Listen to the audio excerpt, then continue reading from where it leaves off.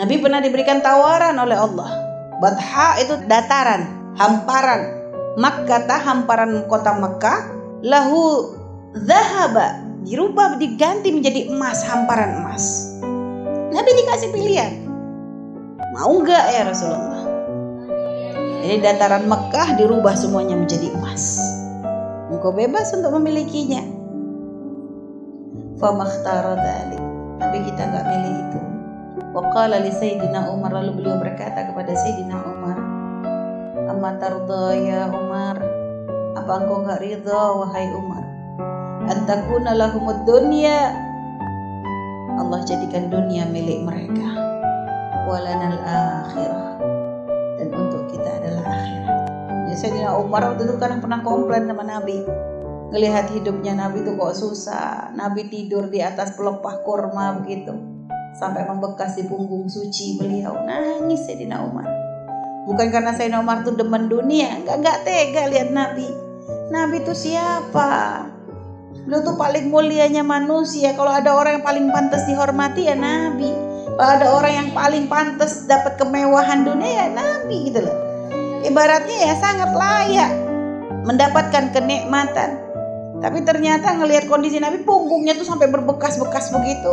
Nangis Sayyidina Umar, ya Rasulullah, raja-raja Persia, Roma, mereka hidup dalam gemerlapan. Padahal yang paling pantas untuk itu adalah engkau. Nah, di situ lagi menjawab, "Amma tarda ya Umar, antakuna lahumud dunya walanal akhirah." Dan memang Nabi mengambil yang paling berat untuk urusan seperti ini. Urusan dunia Nabi ngambil paling berat. Bukan karena Nabi ngelarang umatnya untuk hidup enak, untuk kaya raya, enggak. Nabi enggak ngelarang itu. Hanya kenapa Nabi memilih untuk hidup dalam keadaan susah, kadang lapar, kadang Nabi enggak makan, rumah Nabi juga kecil, bahkan seringkali dapur Nabi enggak mengepul. Ya karena memang Nabi itu memang selalu memilih bagian yang tersulit dalam kehidupan kita. Untuk apa? Untuk nguatin umatnya. Ketika orang punya keturunan, paling berbangga biasanya umumnya, terutama di negeri Arab tuh paling bangga dengan anak laki-laki.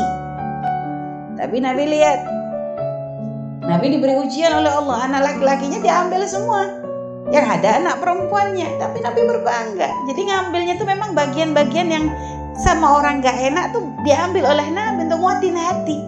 Makanya kenapa hikmah Nabi terlahir sebagai anak yatim. Muatin nih yang gak punya orang tua, yang diuji gak punya bapak, gak punya ibu. Nabi itu contoh yatim itu. Bahkan beliau sama sekali gak pernah melihat ayahnya, karena dalam kandungan pun ayahnya sudah gak ada duluan. Apa coba yang gak enak tuh Nabi ngerasain semuanya. Coba Nabi pengen ketika umat itu ada yang hidup mendapatkan kesusahan, ada contohnya, biar kuat, biar sabar. Nah sekarang aja lihat dengan contoh Nabi yang segitu sempurnanya, udah ngambil yang paling berat pun umat banyak yang lupa kok. Kasih fakir, marah, ada, gak ingat bahwa Nabi pernah ngerasain seperti itu. Bahkan wafatnya Nabi, lihat, wafatnya bukan dipilihkan oleh Allah, wafat di medan perang, enggak. Nabi wafat dalam keadaan sakit. Nah itu kenapa? Itu kekuatan lagi bagi umat nih yang diuji dengan sakit. Sesakit-sakitnya kita, ingat Nabi pernah paling sakit. Kalau kita ada orang demam ya, Nabi ya Allah dalam keadaan demam, lihat diguyur air langsung kering, coba kebayang. Sakit panas model apa itu? Segitunya diambil oleh Rasulullah. Itu apa? Umat lagi. Sallallahu Nabi Muhammad. Kalau udah ngomongin Rasulullah itu sudah luar biasa. Contoh cinta yang paling tulus ada pada diri Nabi Muhammad sallallahu